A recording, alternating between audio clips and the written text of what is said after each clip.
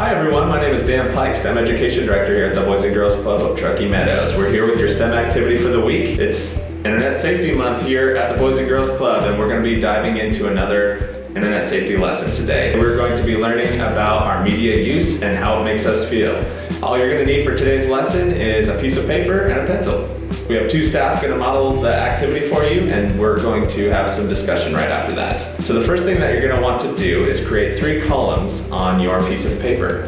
In the first column, we're going to be creating an inventory of the media that we use. So media could be the video games that you're playing, email messages, text messages, TV time, anything that has to do with media. Go ahead and make a list of all the media that you use in a normal day.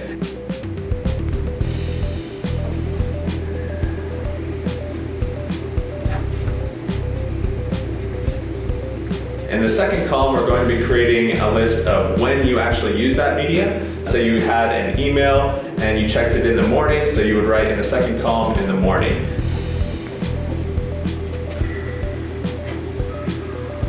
And then in the third column, we're going to be creating a time of how much time did you spend using that media. So if you checked it in the morning and you spent like 25 minutes, you would write 25 minutes in that third column. So go ahead and fill out your columns.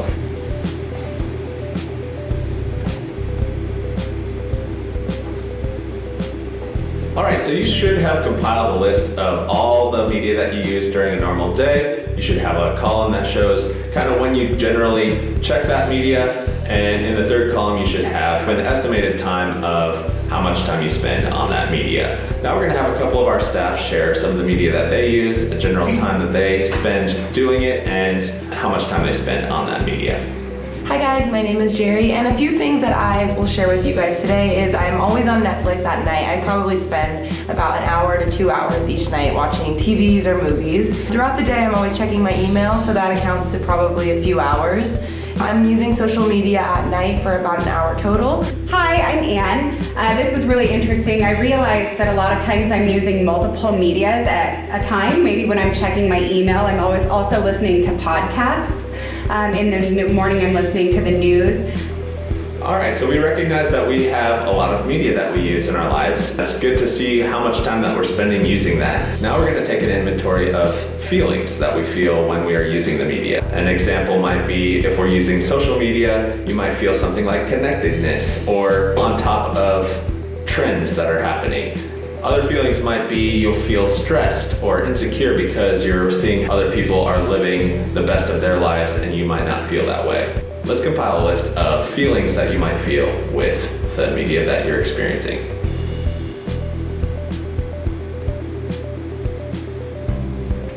So when I'm using Netflix, I normally feel relaxed, calm, and a little lazy. When I'm on Instagram or Facebook, most of the time I feel stressed. I also compare my life to others when I'm posting, and sometimes I feel insecure.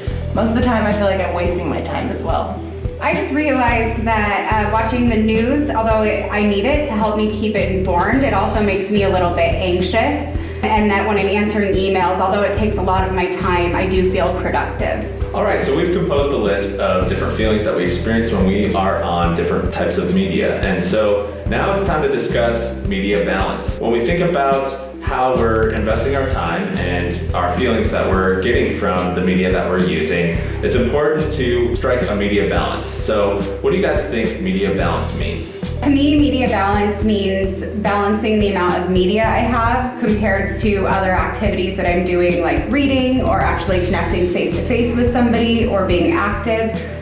Media balance means balancing the time that you spend on social media or any kind of media that you're using compared to the connections you're having in real life. So it's always important to connect more in real life than you are on social media or any kind of media. Now we kind of have a general understanding of how our media makes us feel and kind of how we can strike a media balance. So what are some guidelines that you can create in your own life to create that media balance for yourself?